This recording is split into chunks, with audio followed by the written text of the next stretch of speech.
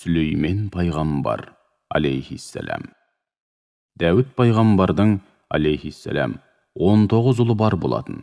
Солардың бірі Хазірет Сүлеймен еді. Дәуіт пайғамбар қайтыс болғанда Сүлеймен небәрі 12 жаста болатын. Оның қалған бауырлары жиналып, патшалықты қаршадай жасына қарамастан Сүлейменге берді. Ол жас болса да, ел арасында парасаттылығы, зеректігі және дінді өте терең білетіндігімен танымал болды. Сондай-ақ Хазірет Сүлейменге сиқыршылардың сиқырын бұзатын әрі құстың тілін білетін ілім берілген еді. Сүлеймен патша таққа отырған сәттен бастап, Ақса мешітін тұрғызуды қолға алды. Құрылысқа адам мен жындардан мықты шеберлер мен ұсталарды жинады. Бұлардың арасында шайтандар да, әрі олардан дәріс алған адамдар да бар болатын. Осы адамдар күндердің бір күнінде адам мен жынның шайтандарын Хазірет Сүлейменге қарсы айдап салып, ел ішінде бүлік шығарды. Тіпті Сүлеймен патшаның тағына дейін тартып алды. Әйтсе де, Хазірет Сүлеймен бұған ешқандай қамықпай, қайта өзінен қателік кеткенін сезінді. Бір күні Хақ Тағалаға: «Ей Раббым, менен өзге ешбір жанға нәсіп болмайтын дүние мүлік пен патшалық бер» деп дұға етеді. Хақ Тағала оның дұғасын қабыл етіп, өз қалауынан да артық несібе берді. Сүлеймен пайғамбарға желдің өзі бағынып, оны тағымен қоса қалаған жеріне апаратын болды. Желдің жылдамдығы таң атқаннан күн батқанға дейін 2 айшылық жол еді. Сүлеймен шеберлерін жинап, елінде балқыған мыстан бұлақ ағызды. Оған берілген тағы бір нығмет болатын. Өзіне қарсы шыққан адам мен жындардың аяқ қолдарын шынжырлап, оларды теңіз астынан інжу маржан шығаруға, қалалар салуға пайдаланды. Олардың ешбірі сол тұтқыннан қашып құтыла алмады. Кез келген жын яки адам сол жерден қашатын болса, оны дереу жалындаған от күйдіріп азаптайтын. Жын мен адамнан құралған мықты шеберлер Сүлейменнің бұйрығымен сәулетті құрылыстар, мүсіндер, көлдей ыдыстар мен тайқазандар жасады. Хақ пайғамбар тағына қайта отырған соң 3 бөлек әскер жасақтады. Бұлар жын, адам және құстардан құралған жер қайыстырған қалың қол еді. Ол осы қалың қолын бастап желге мініп қалаған жеріне барды. Бірде ол Ақса мешітін бітірген соң қажылық үшін Меккеге барды. Қайтарда Таифтан өтіп бара жатып бір қойнауға кезікті. Сол жерде құмырсқаның илеуі бар еді. Олар өз ризықтарын жинау үшін қойнауға жайылып кеткен болатын. Сүлейменнің қалың қолын көрген құмырсқа патшайымы: «Уа құмырсқалар, тезірек илеуге қайтыңдар, мына жақтан Сүлеймен патшаның жер қайыстырған қалың қолы келе жатыр. Егер сендер тезірек жасырынбасаңдар, олар езіп, жаншып өте шығады. Қанекей тездетіңдер» деп дауыстайды. Хазірет Сүлеймен жан-жануарлардың тілін түсіне алатын. Ол құмырсқаның сөзін естіп күлімсіреді де: «Раббым, маған және әке-шешеме рахым еткен нығметтеріңе шүкір етуімді, әрі өзің разы болатын іс істеуімді нәсіп етте, өз рахымыңмен салихалы құлдарыңның арасына қоса көр» деп дұға етіп шүкіршілік білдірді. Әрі қарай сапарын жалғастырған Сүлеймен патша түске қарай Санға деген жерге келді. Ол жер қатты ұнағандықтан сонда түстенбекші болды. Алайда су табылмады.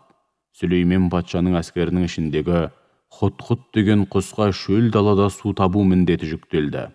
Ол су тапқан кезде сол жерді айналып ұшып жүріп алатын.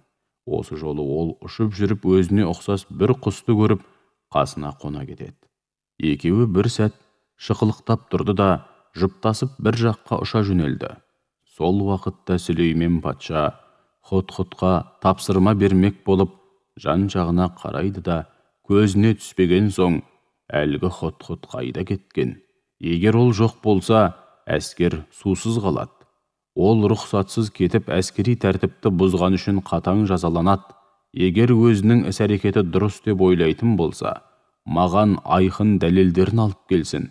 Әйтпесе оны менің қолымнан ешкім құтқара алмайды» деп ашу шақырады. Көп кешікпей Хұт-Хұт та келіп, «Уа патшам, мен сен білмеген бір нәрсені біліп келіп отырмын. Пәлен деген жерде Сәбә деген ел бар екен. Олардың падишасы әйел екен. Онда дүниенің түр-түрі бар. Тіпті өзінің үлкен тағы да бар көрінеді. Сөйте тұра, өзінің де, халқының да күнге табынып жатқандарын өз көзіммен көрдім. Әзәзіл оларды осал жерінен ұстап, шірік істердің барлығын керемет қып көрсетіп, жолдан тайдырыпты. Олар осы бетімен кете берсе, тура жолды мүлде таба алмайды. Көктер мен жердегі көместі көрнеуге шығаратын, өсімдіктерді өсіретін, сондай-ақ олардың көрнеу, көмес істегендерін білетін Алла тағалаға неге сәжде етпейді? Ұлы ғаршының Раббы Алла, одан өзге ешбір тәңір жоқ деп болған жайды баян етеді. Сәбә елінің падишасы Бәлқис болатын. Сәбә елі Санға қаласынан тура 3 күндік жер еді. Сүлеймен патша: «Жарайды, сөзің рас па әлде жалған ба, байқап көрелік» деді де, аздан соң оған бір хат беріп, «Мына хатымды алып барып, әлгі падишаның алдына таста да, сол жерде күтіп тұр. Олардың не деп жауап беретіндерін біліп қайт» дейді. Хұт-хұт хатты алып ұша жөнеледі. Ол патша елдің қасына барып хатты тастады да, жоғардағы бір жерге барып қонақтап отырды. Бәлқистің 312 кеңесшісі бар еді. Әрбір кеңесшісі 10 000 адамның өкілі болатын. Ол кеңесшілерін жинап, менің алдыма бір хат келіп түсті. Ол хатта: «Хат Сүлейменнен, Рахман, рахымды Алланың атымен бастаймын. Маған қарсылық көрсетпеңдер, бағынғандарыңды білдіріп, алдыма келіңдер» деп жазыпты. «Осыған не айтасыңдар?» дейді. Олар: «Біз мықты қаруланған қалың қолмыз, осал жандар емеспіз. Бірақ бұйрық беру сенің қолыңда. Сен не десең, біз соған әзірміз» деп жауап береді. Бәлқис ұзақ ойланып, ақырында сөз жоқ. Патшалар бір елге кіретін болса, сол жерді жермен жексен етіп, елдің ақ сүйектерін қор қылады. Біз одан да оған арнайы сыйлық әзірлеп, елшілерімізден беріп жіберейік деді. Бұған барлығы келісті. Әрі осыны бұлжытпай орындады. Сүлеймен патша олардың келетінін Хұт-хұт арқылы алдын ала біліп алған. Елшілер келіп сыйлығын ұсынғанда, ол қаһарланып: «Сендер маған мал дүние беріп, көмектескелі жүрсіңдер ме? Алла тағалаға шүкір. Оның бергені сендердікінен әлде қайда көп. Сыйлықтарың өздеріңе. Маған оның лақтың терісіндей де қадір жоқ. Тезірек елдеріңе қайтыңдар. Көп кешікпей оларды шыбын құрлы көрмейтін, жер қайысқан қалың қолмен барып, елдерінен түгелдей қуып, астынан тағын, басынан бағын алып, сорын қайнатамын» деп қайтарып жібереді. Жаушылар Бәлқисқа тездетіп барып болған жайды баяндайды. Амалы құрған Бәлқис уәзір қолбасшыларын ертіп жолға шығады. Сапарға шығысымен Сүлеймен патшаға шабарманын жіберіп, бағынғалы келе жатқанын хабарлайды. Бәлқис тағын қатты жақсы көретін. Ол жолға шығарда, сол тағын сарайдың ең құпия жасырын жеріне қойып, құлыптап, кілттерін өзімен бірге алып жүретін. Сүлеймен пайғамбар оның жолға шыққанын мұсылман болуға бет бұрды деп есептеп, мұғжиза көрсетпей-ақ, иманға күмәнсіз келуіне бір себеп іздеді.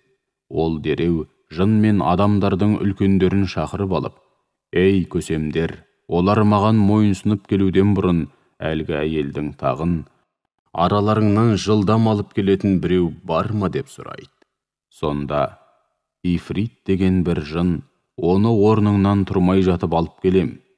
Рас, осыған шамам жетеді» дейді.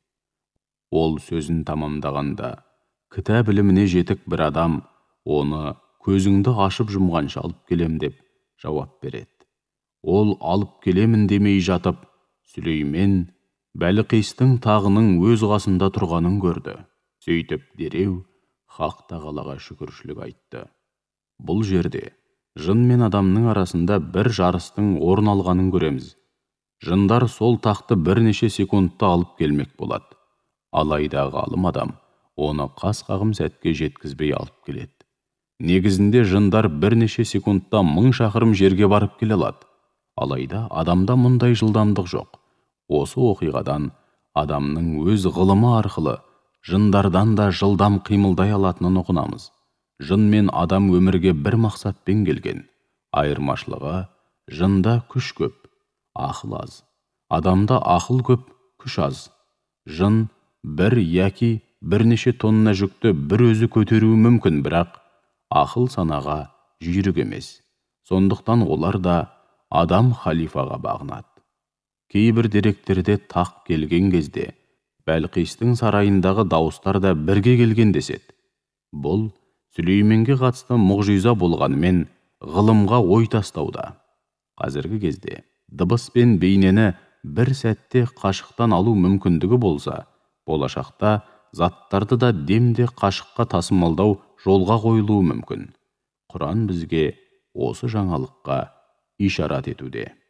Сүлеймен пайғамбар шеберлеріне бұйрық беріп, тақтың ою-өрнегін өзгертіп тастайды. Яғни, Бәлқис сол таққа өздеріне тән пұтқа табыну белгісін салдыртқан еді. Сүлеймен патша сол тақтағы барлық күнге табынуға қатысты ою-өрнектерді жойып, орнына таухидты бейнелеткен еді. Бәлқис келгенде оған тағын көрсетіп, тағын осындай ме деп сұрайды. Ол әрі-бері қарап, осыған қатты ұқсайды. Задында бізге бұрын мәлімет беріліп, бойсұнған едік дейді. Бәлқис ою-өрнек өнерін жақсы білетін. Ол өзінің тағына бейнеленген тамаша бедерлерден таухидтың хақ, күнге табынудың жалған екенін айқын байқады. Сондықтан оның мұсылман болуына сәл ғана қалған болатын. Хазірет Сүлеймен оны сарайға ертіп кіргізді. Сарайға кірген жерде хауыз жасап, оны суға толтырып, бетін әйнекпен жауып қойған еді. Бәлқис суды көріп, бетіндегі әйнекті байқамай, суды кешпек болып, етегін көтере бастады. Сонда Сүлеймен патша оған, расында ол әйнектен жарқыратылып жасалған сарай деді. Бәлқис сол сәтте Сүлеймен патшаның дүние мүлік жағынан да, парасаттылық пен сана жағынан да өзінен әлде қайда асқақта биік екенін аңғарды. Өзінің осы уақытқа дейін хақтан жырақ мағынасыз ғұмыр кешіп келе жатқанын түсініп, Сүлейменмен бірге барша әлемнің Раббы Аллаға мойын сұнып, мұсылман болдым деп тілін калимаға келтіреді. Бәлқис иман келтірген соң онымен еріп келген уәзірлері де, қолбасшылар да, қызметкерлері де тұтастай мұсылмандықты қабылдады. Ол жерде көп уақыт тұрып, ислам дінін үйренеді. Бәлқистің өзі Сүлеймен патшаға тұрмысқа шығып, кейіннен еліне қайтады. Осылайша Сүлеймен патшаның Хұд-Хұдтың дәлелі рас шығып, әлгі құстың арқасында Сәбә деген тұтас бір ел жақсылыққа бет бұрды. Хұд-Хұд құстың жәннатқа кіруінің де сыры осында жатыр еді.